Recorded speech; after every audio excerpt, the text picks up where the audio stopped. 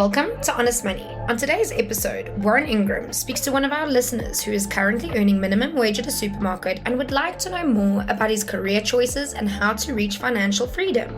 Warren gives advice around intentful career choices, how to combine passion and earning money, the steps to financial freedom, and more. Don't forget to like and share if you're enjoying the show.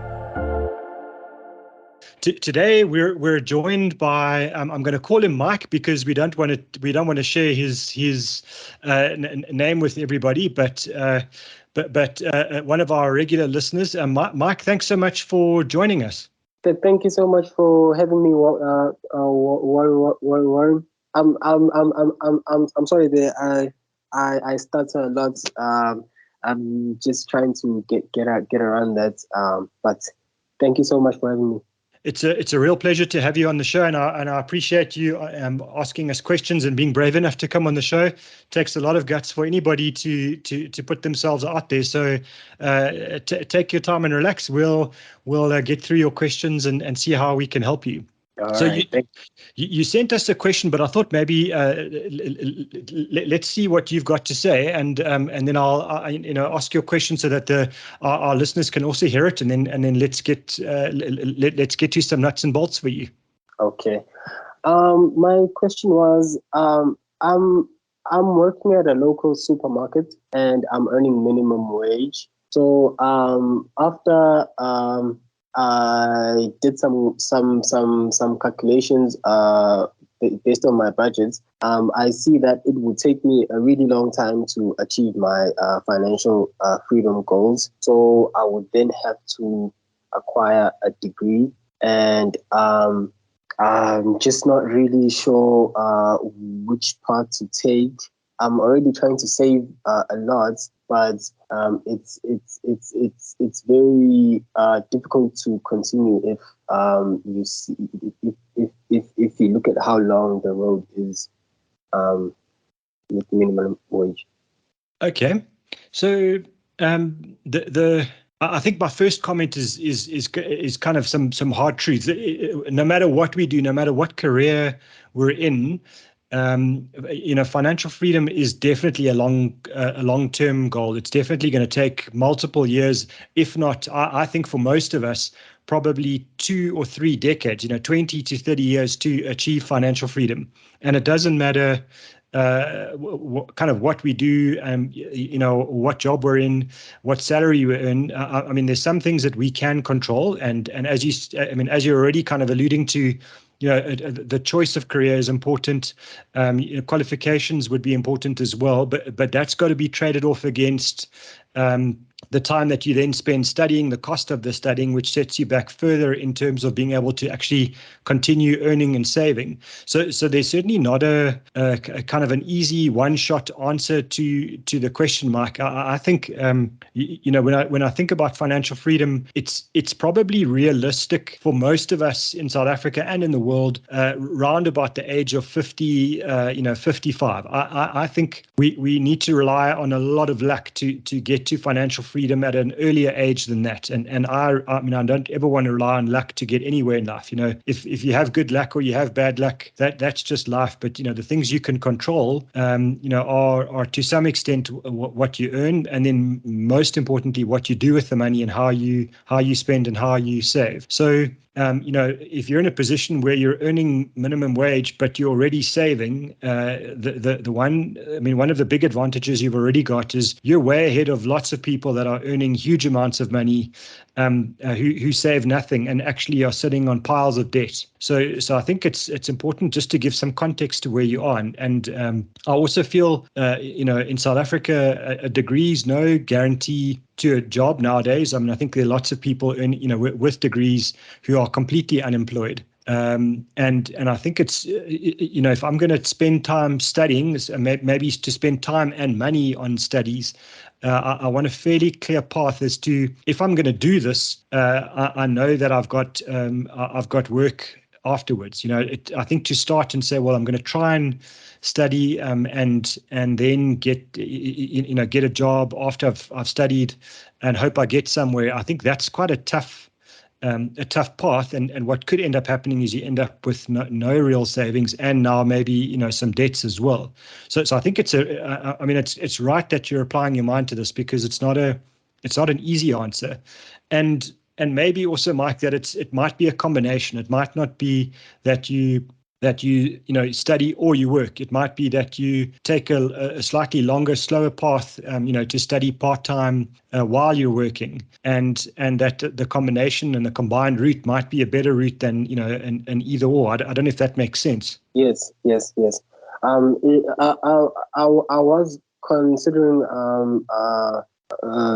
to study through UNISA, so I can work and study as well. Okay, and what sort of subjects were you thinking of studying, or what sort of degree were you aiming for? I was going for a social worker. Okay. Simply because it's what I think I would enjoy doing, but as you said, I don't know how well that would go for the opportunities available. I'm not really sure. Okay, so I'm just making notes while you're talking, Mike, so that we address the issue. So, social worker. All right, and then I think also it's there is a trade-off to be made between choosing a field of study and choosing a career that's lucrative versus choosing a career that gives you, I want to say reward, but I'm not saying it in a financial sense, but that is rewarding, that that talks to your values as a human being, and that gives you meaning to what you want to do. So choosing a career in social work, what it tells me about you is that you really want to help people, because it's a really tough career, and certainly social workers are not on a fast path to financial freedom. That it's really a career of service to others, and to me a lot like going into teaching or something like that, where you can make a difference to a lot of people's lives, but it's not necessarily going to be,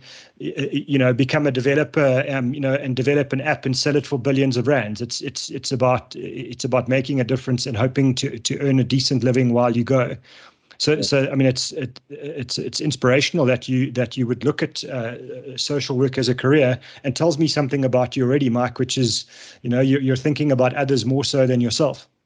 Yes. I really struggled with a lot of emotions that I can't really handle, and I had some help through a social worker. She was someone I could talk to, and I thought it was wonderful that someone could be of help to me at that time. But yes, that's basically why I chose social working. Okay. And I think, so let's just talk about success in a career as well, because I think you've got an immediate goal, which is, how do you get certainty of earnings and increase your ability to earn? But also, we spend more time at work, most of us, than we will ever spend with our families, than we'll ever spend with our friends. So, the place where we spend most of our time needs to be, rewarding to us, and in a broader sense, very fulfilling. So, when I meet someone and they tell me that, they want to go into a specific career, let's just say accounting, and I ask them why they want to go into accounting, and they tell me it's because they want to make money. I have a fairly strong sense that, and just looking at history, that people that choose a career simply for the money, they're often not very good at the job, because they're not inspired, they're not motivated, they don't find it rewarding, and so they either become terrible accountants and they get fired, or they never qualify because they just hate the work so much. So part of your choice, Mike, I think is that is important to be aware of, and I think that's where you are now. Is you need to do something that you find fulfilling, that gives you meaning, because that also means that you will spend more time and more effort on it, and that gives you a bigger chance of being successful. And the more passionate you can be about your choice of career, the better chance you are, the better chance you have, I should say, of being really good at it. So I think when someone says to me, "What should I do?" With my future, I always think I don't want to sound like a hippie where I want to tell everyone just to follow your heart and don't worry about the money. I mean, I think money is important, and this is the Honest Money Show. But what I would say is money is not the most important thing. It must be what gives you fulfillment, what gives you drive. What makes you get up early in the morning, potentially to have to study before you go, do the job that you don't like, so that you can one day do the job you really like. So, Yes. so I would hate to discourage you, Mike, from not doing social work, but I guess my other comment there is that it's a great career. You will, if you do it well, you will change lots of people's lives over many years. But the likelihood is that you will achieve financial freedom, later in your working life. Late 50s, early 60s, and that's okay. There's nothing wrong with that. Most of our parents would have done the same, but it's just a decision and a choice that you should be making if that's the kind of career that you choose. It would be the longer part or the longer route to financial freedom. Absolutely, I think that's true. Yeah. Yeah. That's a hard one, but yeah. I could go into therapy. I think maybe I'd maybe have a better chance of reaching financial freedom a bit earlier and enjoying my job at the same time. Yeah, I think that it's definitely worth considering, because I think the interesting thing about therapy is it's a really wide range of options that are available to you. You're not pigeonholed into one specific field of study or field of practice, and from there, to go into whether you decide to spend, let's say, a portion of your time helping people who maybe have a lot of money, but like have fairly meaningless. No, that's wrong. It's wrong to say meaningless problems. Everyone's problems are real, but let's just say you might spend some time helping corporates to be to be better managers and those kinds of things, which on its own can be very fulfilling. But you could also decide with another portion of your time to make a huge difference to people that don't have a lot of money, and so I think that gives you a range of choices. And I think. Certainly, in my career, that's what I did. Was I said, well, financial planning is great and I love it and I want to do it, but I'm going to, in order to pay the bills, I'm going to do wealth management for wealthy individuals, because I know I can pay the bills with that money. But I'm going to allocate a portion of my time to help people who don't have money and give them financial education, which helps them on the path to financial freedom. And maybe that's something to think about as well with your choice of therapy as a career. Is you don't have to put yourself in a specific box. You can be in 10 or 12 different boxes and helping ranges of different people in many different ways. Yes. Yes. I'll definitely take that into consideration as I make my my study choices. And I've been talking so much, and I haven't really been giving you the opportunity to ask more questions. I mean, have you got other questions that you're holding around this? Yes. My questions are mostly around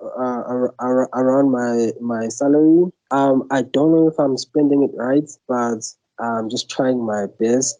So a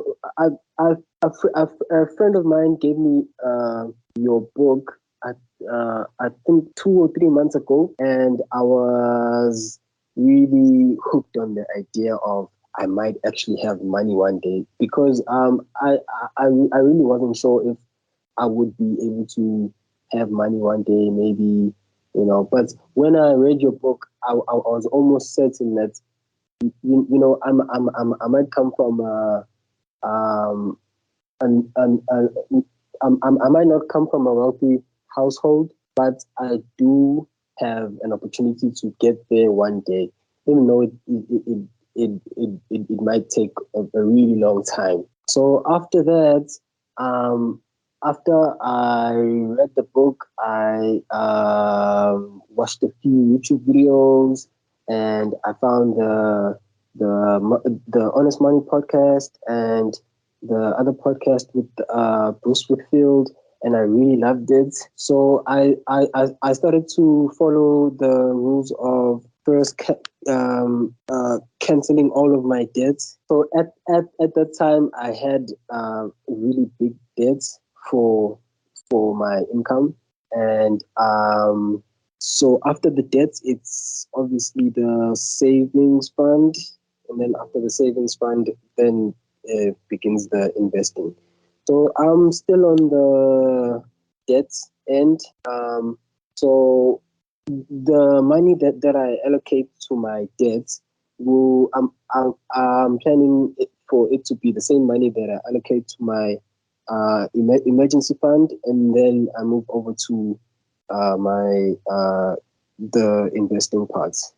I think that's a great idea, Mike. I mean, I think, if so maybe the one thing to explain about financial freedom, and I know you've read the book, but for people listening who haven't had a chance to read the book, the thing with financial freedom is if you control your spending, then you don't need that much capital to be able to get to financial freedom. So a lot of people focus on how much they earn, and they think that the more that they earn, they get the best chance of getting to financial freedom. But actually, it's about spending the least and then being able to save every month of every single year to get to the point where you start building up capital. And you're absolutely right when you said that you might not come from a family with a lot of money, but that it's possible for you to get there.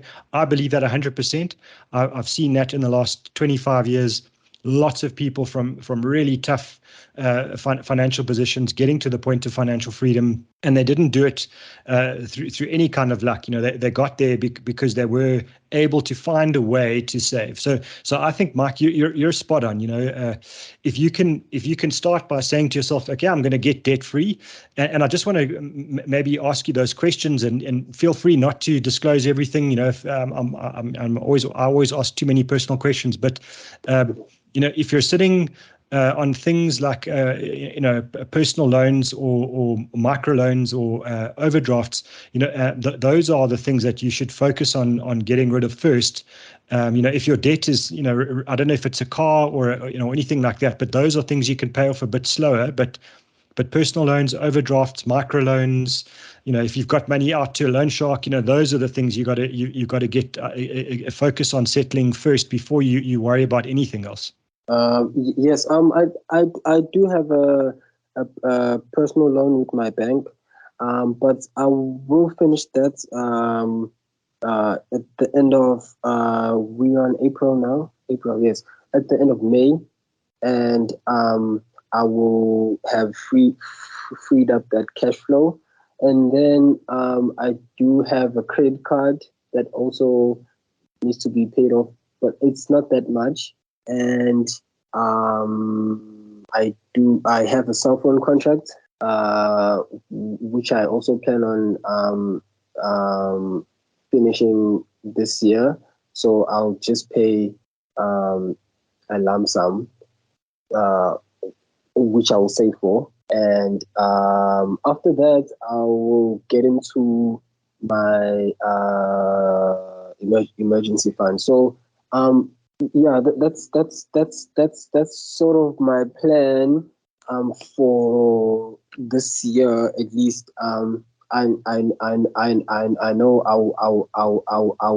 will be done with my debt, and I will have a bit in my savings, in my emergency savings, and then the following year I will then complete my emergency fund and then start investing. I love that plan, Mike, because let me tell you something scary, but I think out of everyone in South Africa who earns a salary, only 2 out of 10 salary earners get to the point where they've got no debt and they've got an emergency fund. Only 2 out of 10. Wow. So that's very scary. Yeah. So for you, to give yourself a goal to say, well, I'm debt free by the end of 2022. I've got a fully funded emergency fund by the end of 2023. How old will you be at the end of next year, Mike? At the end of next year, I'll be 27.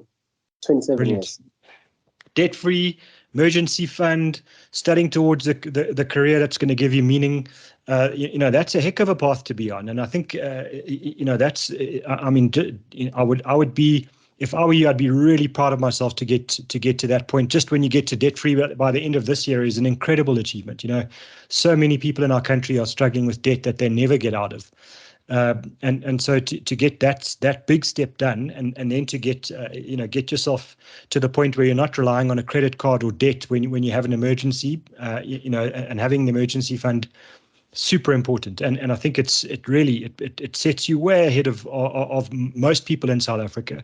And then taking your time while you're working. It might, I know you're working in a supermarket. I'm sure it's not the most rewarding job for you now, but the important thing to know there is, I obviously haven't met you before. We're chatting online, but I think if you're motivated and dynamic, while you're working, the opportunities to kind of progress or for other people to see what you're doing is also important. You can only shine at the job you're doing, and doing that job gives you a great shop window to other people who look at you and say, well, gee, I could really use someone like Mike in my business. And that's maybe the other path is I'm certainly encouraging you to keep studying towards your passion, but also being in a job that's not that rewarding emotionally and not that helpful to your values. A lot of people get demotivated and then do that job really badly.